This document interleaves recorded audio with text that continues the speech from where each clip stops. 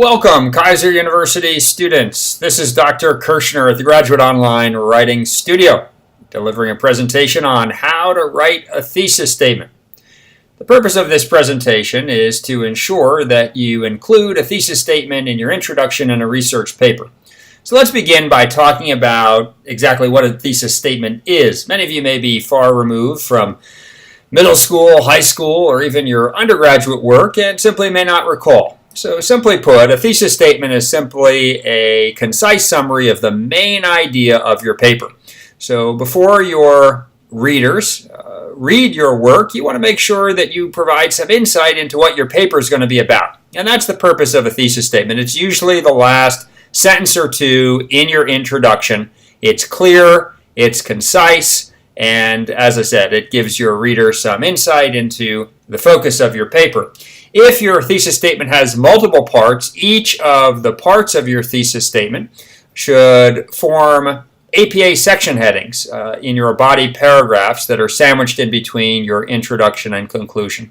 So let's briefly look at a few examples of some sample thesis statements: an expository or explaining thesis statement, an argumentative thesis statement, and an analytical thesis statement. If you would like to look at them in more depth, you can simply pause this presentation and read them and reread them as you see fit.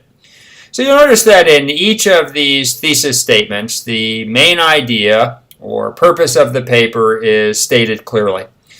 In the explaining thesis statement, the author states that most college students occupy their time working on homework, attending class, interacting with friends, and attending school events. So there are four different areas where this paper is about how students spend their time, and there's four different areas that the author has identified where students spend their time. So each one of those areas is going to form a body paragraph with a level 1 APA section heading. And then it'll contain supporting details separated by transition words and a wrap-up sentence, and maybe even a transition sentence that leads your reader into the next paragraph. So the same is true with the argumentative and analytical thesis statement. Obviously, they are as their names apply, simply making an argument in one case and analyzing a situation in another.